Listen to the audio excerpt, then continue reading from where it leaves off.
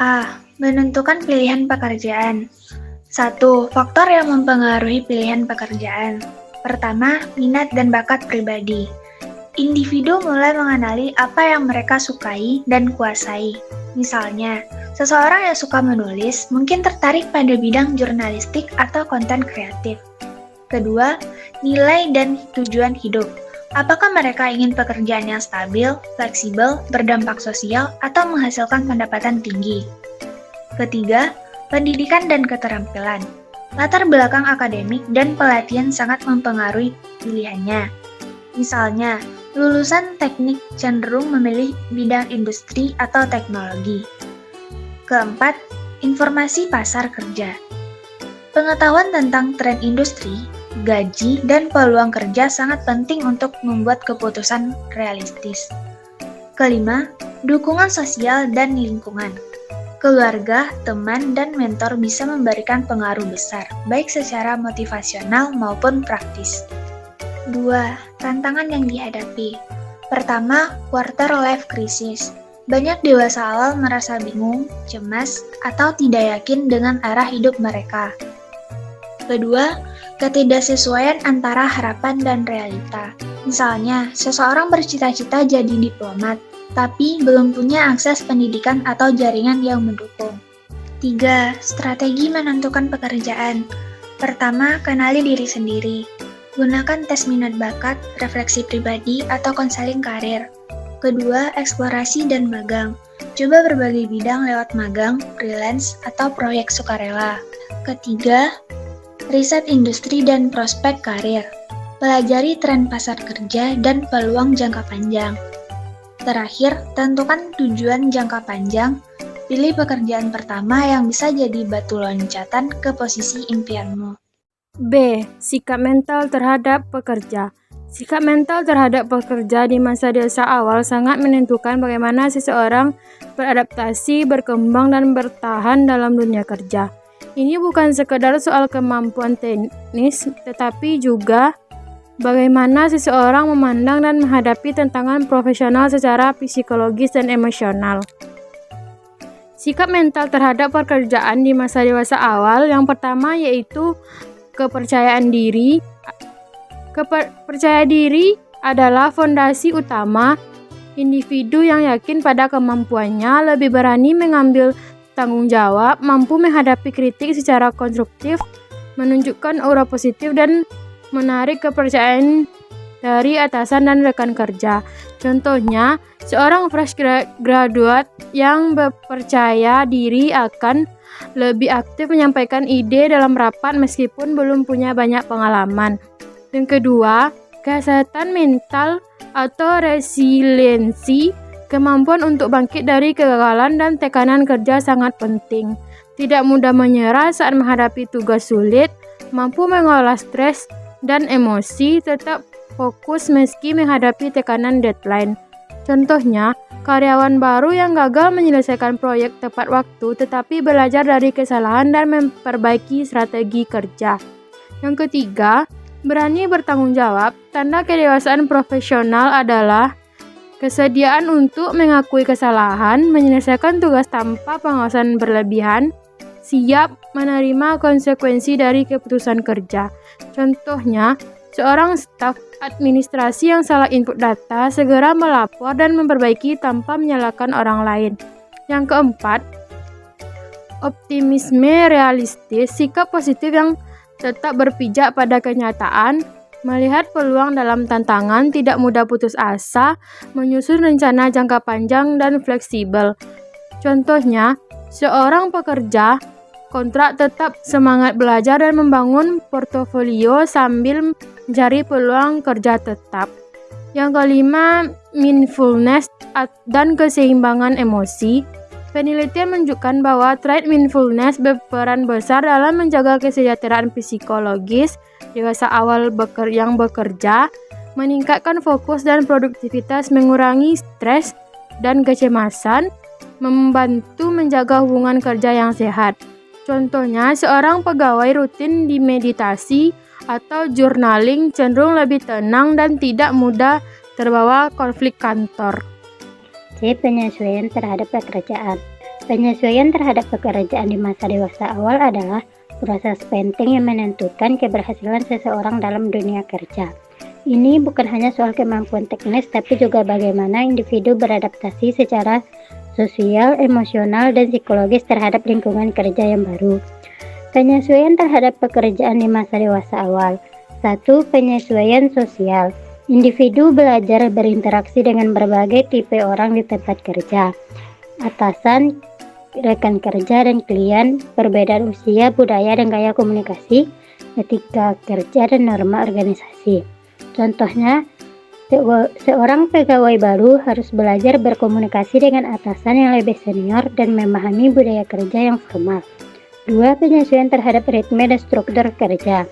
Dari jadwal fleksibel saat kuliah ke jam kerja tetap, manajemen waktu dan produktivitas menghadapi tekanan deadline, menyesuaikan gaya kerja dengan tuntunan perusahaan. Contohnya, mahasiswa yang terbiasa begadang harus belajar bangun pagi dan menyelesaikan tugas tepat waktu. 3. Penyesuaian psikologis. Menyesuaikan ekspektasi pribadi dengan realita pekerjaan. Mengelola stres dan rasa cemas, menerima kritik dan belajar dari kesalahan, membangun identitas dan profesional. Contohnya, seorang lulusan baru merasa kecewa karena pekerjaannya tidak sesuai dengan jurusan kuliah, tapi ia belajar melihat peluang untuk berkembang. 4. Penyesuaian keterampilan. Mengembangkan dan menerapkan keterampilan baru seperti soft skill, komunikasi kerja, tim, problem solving, hard skill, teknis sesuai bidang kerja, adaptasi terhadap teknologi dan sistem kerja. Contohnya, seorang staf administrasi belajar menggunakan software manajemen data yang belum pernah ia pelajari di kampus. Selanjutnya, permasalahan kerja dewasa awal. Permasalahan kerja pada masa dewasa awal usia 18-25 tahun sangat kompleks karena individu sedang berada dalam fase transisi dari dunia pendidikan ke dunia profesional. Permasalahan kerja di masa dewasa awal. 1. Kebingungan identitas dan arah karir. Banyak individu belum sepenuhnya mengenal diri mereka. Bingung memilih pekerjaan yang sesuai dengan minat dan nilai hidup. Mereka tersesat karena pekerjaan pertama tidak sesuai ekspektasi. Terjebak dalam pekerjaan hanya demi gaji, bukan karena passion. Contohnya, seorang lulusan teknik bekerja di bidang sales karena tuntutan ekonomi, tapi mereka tidak merasa puas secara emosional. 2. Tekanan sosial dan ekspektasi lingkungan. Perbandingan dengan teman sebaya yang sudah sukses, tuntutan keluarga untuk segera mapan atau menikah, stigma terhadap pekerjaan yang dianggap tidak bergengsi. Contohnya, seorang pekerja freelance sering dianggap pengangguran terselubung oleh keluarganya meski ia menghasilkan cukup. 3. Kurangnya pengalaman dan keterampilan praktis. Minimnya exposure terhadap dunia kerja saat kuliah, gap antara teori akademik dan praktik lapangan, kesulitan beradaptasi dengan budaya kerja profesional. Contohnya, fresh graduate bingung menghadapi sistem kerja digital dan komunikasi formal di kantor. 4. Kesehatan mental dan burnout. Stres karena tekanan kerja, target dan jam kerja panjang, rasa cemas akan masa depan, dan ketidakpastian karir. 5. Lingkungan kerja yang tidak mendukung, rekan kerja yang toksik atau senior yang tidak suportif, minimnya mentoring atau pelatihan, budaya kerja yang tidak inklusif atau diskriminatif. Contohnya, seorang pegawai baru merasa terisolasi karena tidak diajak berkomunikasi oleh timnya. Jadi, kesimpulannya yaitu, masa dewasa awal adalah periode penuh tantangan dan pembelajaran dalam dunia kerja. Menentukan arah karir, membangun sikap mental yang sehat, dan beradaptasi dengan lingkungan kerja adalah proses penting yang membentuk masa depan profesional seseorang. Dukungan sosial, fleksibilitas, dan keberanian untuk mencoba hal baru sangat membantu dalam menghadapi fase ini. Setelah kita membahas materi ini ada contoh video kasus di dunia nyata. Saya kuliah. Oh, terus berhenti. Iya, enggak, kuliah lulus. Lulus D3 S1. S1. Iya. Luar biasa. Lulusan apa? Teknik industri gue. Teknik industri. Iya. Luar biasa. Ya. Udah berapa lama ini, Bang? Saya sudah sekitar 7 bulan Pak. Oh, 7 bulan. Emang dulu kuliah juga? Saya kuliah. Oh, terus berhenti. Iya, enggak kuliah lulus. Lulus D3 S1. S1. S1. Iya. Luar biasa. Lulusan apa? Tadi industri gue. Teknik industri. Iya. Luar biasa. Ini abang gini nggak malu bang? Yang penting Pak ada pemasukan Pak. Oh, Lumayan bisa dari 70-80 ribu sampai 150 sehari. sehari tuh ya? Kalau Luar di biasa. 60. Perjuangannya ya? Ya alhamdulillah, yang penting Pak begini Pak. Yang penting bisa makan dulu. Untuk sehari-hari. Nggak gengsi ya? Iya, nggak gengsi. Walaupun S1 juga ya? Nggak ada masalah. Nggak ada masalah. Yang penting saya memenuhi kebutuhan sendiri-sendiri. Oh. Ya, rokok, makan sehari-hari. Oh, iya. Padahal lulusan S1 Iya. pernah kerja juga? Pernah kerja. Saya kerja 5 kali pindah-pindah sih Pak. Terakhir itu di PT Berlian Informasi. Oh gitu. Ya, di Cempaka Putih. Cempaka Putih. Berapa lama tuh? Saya 2 tahun. Kenapa keluar? Kontraknya habis. Oh gitu. Panjang lagi. Megang apa di sana? Di sana pegang saya sebagai bisnis analis. Bisnis analis? Iya. Oh gitu. Sekarang usia berapa? Sekarang usia udah 48. 48. Dengan bapak siapa? Dengan Bapak Adi Kusuma. Wih, luar biasa Bapak Adi Kusuma. Sukses Pak ya. Amin. Ya, koneksi kemana-mana, meeting segala macam dengan orang Jepangnya. Oh, luar biasa. Bahasa Inggris aktif dong ya? Aktif lah. Bapak bahasa Inggris aktif? Saya bisa aktif. Coba itu Pak, perkenalan bahasa Inggris. Okay, introduce myself, Adi Kusuma Supana. I graduated from Telkom, majoring industrial engineering. I'm starting to work in PT Ibinat Solution as ASP.NET programmer. Luar After biasa. that, I moved to PT Kairos.